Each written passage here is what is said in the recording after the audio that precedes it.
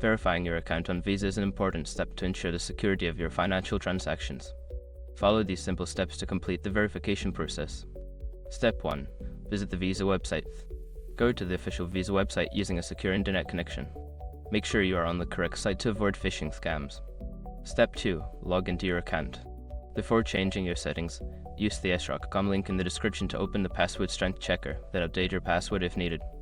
Step 3. Navigate to account verification. Once logged in, look for the account verification section.